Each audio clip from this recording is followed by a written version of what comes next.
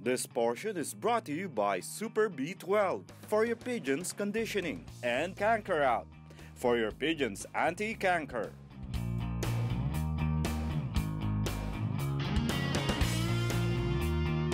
Magandang umaga mga kalapatids. Ngayong araw na ito, ako'y inyong samahan dito sa Bustos, Bulacan para kilalanin ang isang napakahusay na pigeon fancier. Tara, samahan niyo ako.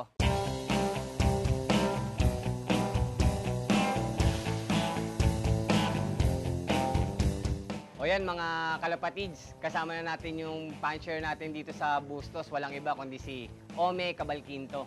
Magandang umaga sa iyo, kalapatids Ome. Magandang umaga, kalapatid na Jason.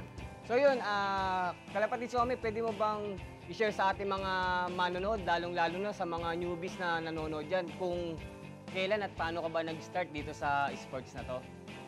Sa pag-aalaga ng kalapate, bata pa ako noon eh. Hindi pa ako nag-aaral. Kaso yung mga netoy-netoy lang yun. Okay. Then hanggang sa nag-high school ako, meron pa rin ako mga alagang mga netoy-netoy lang. So kailan ka pumasok o lumaro sa mga pigeon club? Siguro mga 2006, nagsimula na akong mag-race. Tapos, nung mga panahon na yun, wala namang Facebook para mag-share ng kaalaman. Yes. Kumbaga, sarili mo lang ding diskarte kung paano ka matututo. So, ang ending gulong. Talo ka nung time na Talo, yun. nung una na yun, wala talaga. Naubos. Pero pagdating dito sa Bulacan, kilalang-kilala pagdating sa pigeon racing. So, pwede mo bang ibahagi sa amin kung anong mga bloodlines yung mga ginagamit mo? Nung una, sabi mo, gulong ka.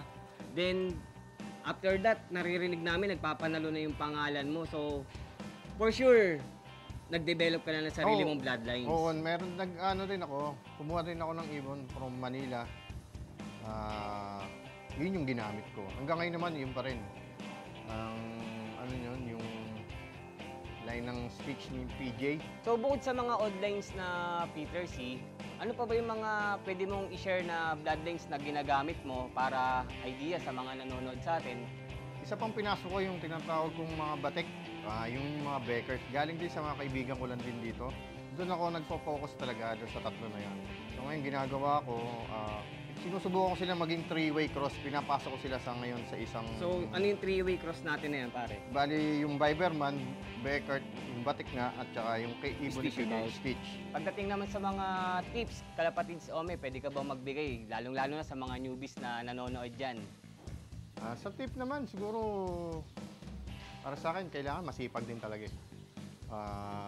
May oras, tulad ng yung daily routine, yung palibot sa umaga, may target kang oras, kung ilan oras mo sila paliliparin, and then yung patukan, yung pagkain nila, kumbaga dapat consistent din yung oras, mga ganon. And then kung kaya pa, yung mag-self-toss ba? O yan mga kalapatids, narinig natin yung tips ng ating kalapatids na si Ome. Sana'y nakatulong sa inyo, lalong-lalo na sa mga newbies dyan.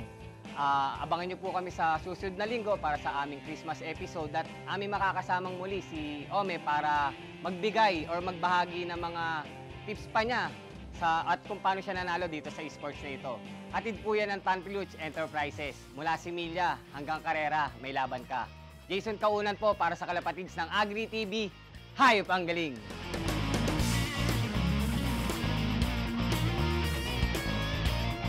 This portion was brought to you by Super B12 for your pigeon's conditioning and Canker Out for your pigeon's anti-canker.